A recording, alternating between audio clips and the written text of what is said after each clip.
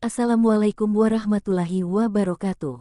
Dalam video ini aku akan menceritakan spoiler Donghua The Land of Miracles Season 2 episode 9. Ayo kita mulai. Orang ini memiliki postur yang perkasa dan penampilannya sangat mirip dengan manusia, tetapi perawakannya terlalu besar. Dia memegang trisula biru besar di tangan kanannya, dan menginjak ombak di bawah kakinya. Kulitnya berwarna biru pucat, bagian bawahnya terbungkus rok perang yang terbuat dari cangkang besar dengan bagian lainnya memperlihatkan kulit biru telanjang. Rambut biru tua seperti ganggang panjang berkibar di kepalanya, dan dimahkotai mahkota emas cemerlang. Aura Ratu Hongbao jelas tidak sekuat seperti sebelumnya, dia telah banyak melemah. Yang di depan Ratu Hongbao adalah penguasa klan raksasa laut, Kaisar Raksasa Laut. Di antara 5 Kaisar Laut Biru, basis kultivasinya adalah yang kedua setelah Kaisar Naga Laut. Kaisar Raksasa Laut menyuruh Ratu Hongbao untuk meninggalkan wilayahnya, yaitu Laut Biru tanpa ujung, di mana kekuatan tempurnya berlipat ganda. Dia juga berada di basis kultivasi tingkat ke-11, dan Ratu Hongbao sebenarnya telah ditekan sejak awal. Tiba-tiba Ratu Hongbao merasakan sesuatu di bawah laut. Ia tahu itu adalah Falan. Tapi, dia juga tahu bahwa dia sama sekali bukan lawan dari Kaisar Raksasa Laut ini di Laut Biru tanpa ujung. Selain itu, dia juga samar-samar merasakan aura yang mengancam dari arah Laut Hijau Kehidupan. Akhirnya Ratu Hongbao pergi melesat meninggalkan Laut Biru tanpa ujung. Kaisar Raksasa Laut tidak mengejarnya. Ketika dia sudah memastikan bahwa Ratu Hongbao sudah pergi, wajahnya berubah serius. Kemudian dia melihat ke arah laut di bawahnya. Dia berubah menjadi lajur air biru tua dan menghilang ke dalam lautan. Sedangkan di kedalaman laut, Falan menyelam menggunakan tabung hijau yang menghubungkan keduanya. Tabung itu terbuat dari tanaman merambat, sangat kokoh dan memiliki nafas energi kehidupan yang lembut. Sebagai pengendali air, Lange bisa bertahan lama di dalam air, tapi tidak dengan Fahua. Dengan tabung ini, semuanya berubah. Melalui kontrol elemen air, Lange mengekstrak oksigen di air laut seperti insang ikan, kemudian mengubahnya menjadi udara jernih, yang disediakan untuk dirinya sendiri dan Fahua. Dengan cara ini, mereka bisa berenang dengan lancar di laut seperti ikan yang berenang. Laut Biru tanpa ujung sangat jernih. Setelah memasuki laut, Lange terlebih dahulu mengajak Fahua menyelam ke kedalaman laut. Air laut di sini tidak terlalu dalam, sekitar 200 meter dan dekat dengan dasar laut. Ini adalah pertama kalinya Fahua menyelam ke laut dalam. Baginya, semuanya tampak sangat baru. Elemen air yang menempel di sekitar tubuh keduanya memancarkan lingkaran cahaya biru samar yang dapat menerangi sebagian wilayah laut di sekitarnya, sehingga menarik perhatian ikan-ikan yang berenang di sekitar mereka. Lange memegang kompas yang diberikan oleh Lu Yuan di tangan kirinya, mencari arah, dan mengendalikan elemen air untuk mempercepat laju perjalanan mereka. Tiba-tiba ada pilar biru raksasa menghalangi jalan mereka. Fahua menegang, namun Lange mengirimkan pesan dalam hatinya. Lange mengatakan bahwa kali ini mereka sangat beruntung. Itu adalah klan raksasa laut. Di antara 5 ras di Laut Biru tanpa ujung, klan ini adalah yang paling lembut. Kaisar Raksasa Laut tiba dengan segala keagungannya. Air laut di sekitar Falan menghilang. Mereka digantung dalam gelembung besar dan tampak dikendalikan tidak dapat bergerak. Kaisar Raksasa Laut bertanya kenapa mereka di sini dan apakah Ratu Hongbao mengejar mereka. Lange berterima kasih karena sudah dibantu untuk mengusir Ratu Hongbao. Kaisar menjawab bahwa tanpa seijinnya, tidak ada makhluk tingkat dewa yang dapat memasuki Laut Biru tanpa ujung. Setelah itu, Lange menjelaskan apa yang sebenarnya terjadi, termasuk mengatakan bahwa mereka berteman dengan klan Suhai dan telah menangani masalah semut penelan. Raut Kaisar melembut setelah mendengar bahwa Falan adalah teman klan Suhai. Kebetulan dia merasakan nafas teman lamanya, yaitu tetua klan Suhai. Dia pergi menemuinya untuk memastikan kebenaran cerita Falan. Setelah 1 jam lamanya, Kaisar kembali dan dengan wajah semakin melembut. Dia berkata bahwa perbuatan mereka patut diapresiasi lalu menanyakan kemana mereka akan pergi. Lange menjawab bahwa mereka akan ke domain monster untuk berlindung. Karena di sana banyak monster yang kuat. Kaisar raksasa laut memuji perhitungan mereka. Dia juga menyinggung betapa tidak sederhananya manusia karena bisa membuat Kaisar Naga Laut marah. Lange menyangkalnya. Dia dan ras manusia sangat menghormati klan Laut Biru. Kaisar tidak tahu persisnya, tapi beberapa hari lalu Kaisar Naga Laut melarang semua kapal dari domain hukum untuk melintasi Laut Biru tanpa ujung.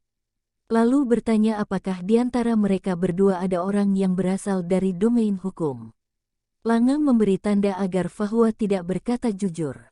Tapi Fahua melakukan sebaliknya.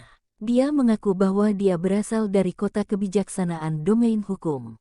Lange kesal mendengarnya. Dia pikir Kaisar Raksasa Laut akan marah, tapi ternyata malah sebaliknya. Kaisar Raksasa Laut senang atas kejujuran Fahua, lalu memberikan Falan token klan Raksasa Laut yang berupa cangkang roh laut. Dengan token ini, Falan bisa berjalan di dalam laut. Klan Laut Biru bisa merasakan nafas token itu. Itu juga bisa menjadi alat komunikasi antara Kaisar Raksasa Laut dan Falan. Jika Kaisar butuh bantuan, dia bisa menghubungi lewat token itu. Falan sangat senang, karena dengan keadaan mereka saat ini, melalui jalur laut adalah solusinya. Dengan adanya cangkang roh laut, mereka bisa melewati Laut Biru tanpa ujung dengan lancar. Kaisar Raksasa Laut berharap Falan melangkah lebih jauh. Mungkin kemajuan kultivasi mereka guys. Kaisar juga berkata untuk berusaha meredakan amarah Kaisar Naga Laut. Jika tidak manusia tidak akan bisa bergerak seinci pun.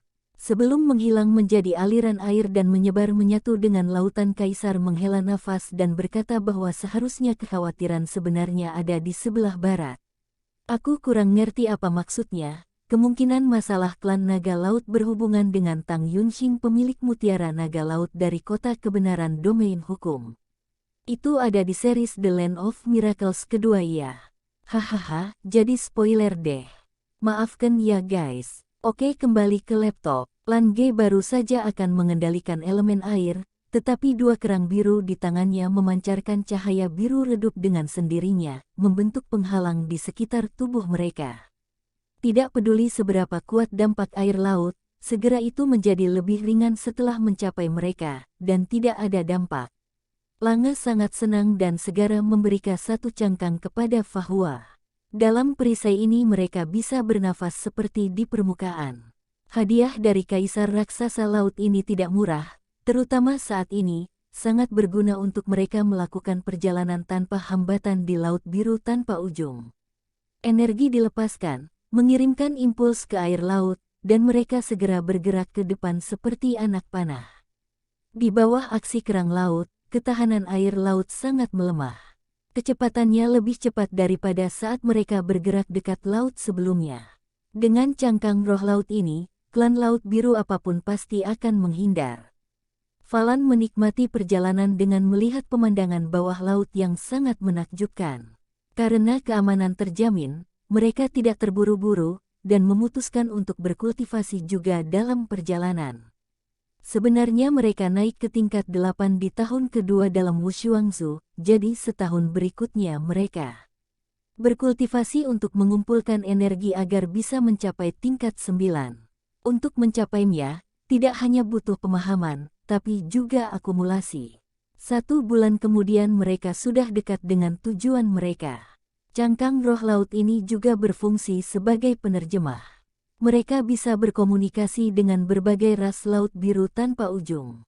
Klan Laut Biru juga menjadi pemandu terbaik mereka, membimbing mereka tanpa tersesat dan langsung menuju ke domain monster. Di kejauhan, sebuah kontinen yang gelap tampak dari kedalaman laut, tak terbatas seperti binatang purba. Rasa penindasan yang tidak dapat dijelaskan juga mengikuti, menyebabkan Falan berhenti. Setelah 7 purnama dan Bang Toib akhirnya pulang, akhirnya Falan sampai di domain monster. Domain monster adalah dunia tempat Yao Guai, Yao Shu, serta roh hidup. Dulu saat di zaman es, mereka memerintah seluruh planet Falan. Di antara 6 domain yang tidak dapat diprediksi dan laut 7 warna yang luar biasa, domain monster dikenal sebagai pusat planet. Kini ada di depan mata mereka. Lange sangat senang, sedangkan Fahua lebih berpikir untuk mencari cara mencari pakaian. Dia merasa tidak nyaman dengan pakaian daun yang dia dapat dari Lu Yuan. Lange merasa kesal karena Fahua masih mempermasalahkan hal sepele sementara mereka sudah menjadi miskin karena diporoti oleh semut betina. Di saat seperti ini kepala Lange kembali encer, dia memberi ide yaitu melalui perdagangan lintas laut. Apa yang tidak berharga di tempat mereka, itu akan berharga jika dikirim ke tempat yang jauh. Mereka memutuskan untuk mencari kota besar. Mereka berdua tidak perlu menentukan arah saat ini, dan langsung menuju ke kedalaman domain monster. Setelah melewati batu karang di pantai, perasaan Fahua dan Lan Ge tentang domain monster mulai membaik. Pulau ini punya tanah yang subur, energi langit dan bumi sangat melimpah yang setidaknya jauh lebih banyak daripada domain hukum dan domain biru. Tanahnya sebagian besar berwarna coklat tua, dan tanamannya rimbun juga tinggi-tinggi, menunjukkan kekayaan tanah ini. Menurut apa yang telah mereka pelajari, di antara 6 domain monster kemungkinan akan menjadi yang terbesar dalam hal luas area, disusul oleh domain iblis dan domain orcs. Akan tetapi, manusia sendiri tidak tahu seberapa kuat makhluk-makhluk itu. Setelah sekitar 1 jam atau lebih, mereka akhirnya menemukan jalan. Jalannya sangat mulus dan diaspal dengan batu. Sampai di sana, mereka tidak tahu kemana harus berjalan. Kayak anak hilang guys. Pada saat itu, tiba-tiba terdengar suara datang dari arah batu besar yang rusak. Keduanya dengan cepat merunduk ke sisi jalan. Tidak lama kemudian, sebuah kelompok terlihat oleh mata mereka. Total ada 8 kereta. Kereta hitam memiliki garis emas dan beberapa pola monster terukir di permukaan, memberikan kesan mewah dan kuno. Kereta besar itu cukup besar untuk memuat selusin orang di dalamnya tanpa sesak. Yang mengejutkan mereka adalah makhluk yang menarik gerobak. Itu adalah makhluk yang sangat aneh. Tubuh bagian bawah mereka menyerupai kuda, tetapi tubuh bagian atas mereka menyerupai manusia. Dia juga mengenakan pakaian, tetapi itu terlihat sangat kasar.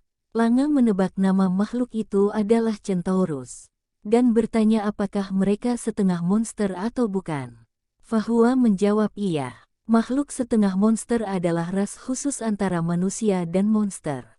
Pada awalnya, untuk memiliki kekuatan yang kuat, orang-orang dari domain suci menikah dengan klan monster dan klan roh, dan terutama klan monster, dengan keturunannya lahir dengan transformasi dewa monster.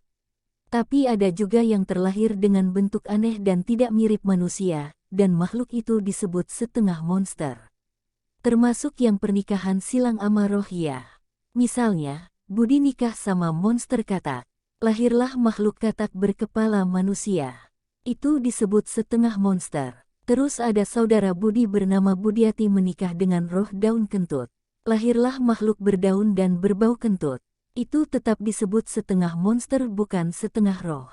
Setelah bertahun-tahun bereproduksi, setengah monster sudah menjadi bagian dari domain monster dan tidak dianggap sebagai manusia. Akan tetapi, itu juga tidak dianggap sebagai klan monster. Waduh, mereka tidak bisa diklasifikasikan sebagai manusia ataupun monster. Seperti Yanto yang masih punya otong tapi udah punya gunung kembar. Membingungkan. Oke, kembali ke laptop. Centaurus ini tampaknya memiliki status yang jelas rendah. Setiap kereta ditarik oleh 2 Centaurus. Akan tetapi, saat berikutnya, wajah Fahua dan Lan Ge berubah jelek.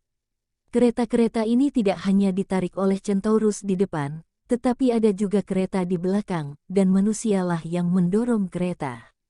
Di belakang setiap kereta, ada 7 atau 8 manusia yang mendorong. Centaurus diberikan pakaian kasar, tetapi manusia ini bahkan dapat digambarkan telanjang. Mereka tidak hanya compang camping, tetapi mereka semua terlihat kuning dan kurus, dan banyak yang memiliki bekas luka di tubuh mereka. Sambil mengomel agar melaju lebih cepat, Centaurus di kereta kedua mengangkat cambuk di tangannya dan memukul manusia di belakang kereta pertama, menyebabkan raungan terdengar. Padahal di sini manusia lebih lemah, tapi disuruh dorong kereta di belakang, sedangkan Centaurus yang terbilang kuat malah yang narik dari depan. Sangat membagongkan. Lange bersiap untuk adu mekanik, tapi dihentikan oleh Fahua. Lange marah dengan tindakan Fahua yang mencegahnya.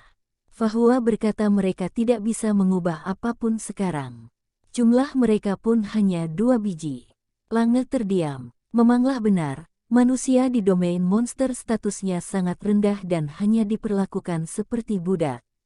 Sebagai tanggapan, Lange memberi kode untuk merampok mereka dan mengurungkan niat untuk berdagang.